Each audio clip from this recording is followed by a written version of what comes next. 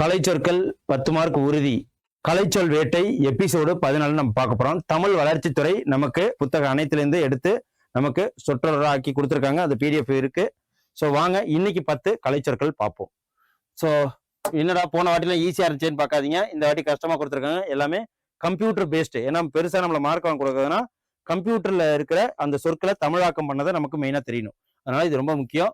Plug and play manufacturing facility அப்படின்னு கொடுத்துட்டாங்கன்னா என்ன plug and play அப்படின்னா எதை பண்ணுவோம் அப்படின்னா பென்டிரைவை பண்ணுவோம். அதுதான் செருகி உபயோகி தயாரிப்பு வசதிகள். அதுக்கப்புறம் ஓஇஎம்ஸ் ஒரிஜினல் எக்யூப்மெண்ட் மேனுஃபேக்சரர் அப்படின்னா என்ன அப்படின்னா அசல் துணை கருவி உற்பத்தியாளர். எந்த அளவு கஷ்டமா இருக்கு பாத்தீங்களா?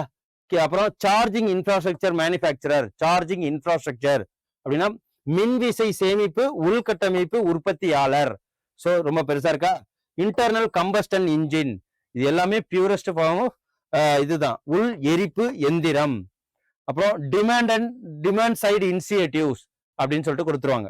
இது தேவை தரப்பு ஊக்கத்தொகை. அதுக்கப்புறம் கிரம்பிள் ஜோன் அப்படின்னா விபத்து தடுப்பு பகுதி. இதுதான் கிரம்பிள் ஜோன் அப்படின்னு சொல்லுவாங்க.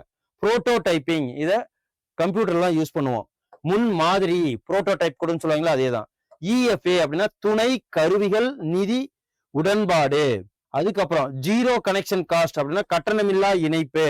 இதான் ஜீரோ கனெக்ஷன் காஸ்ட். கம்ப்யூட்டர் சயின்ஸ்னா கணினியல். ஸோ இது ரொம்ப உங்களுக்கு யூஸ்ஃபுல்லா இருக்கும். எபிசோடு உங்களுக்கு 18ல உங்களை வந்து சந்திக்கிறேன். நன்றி, வணக்கம்.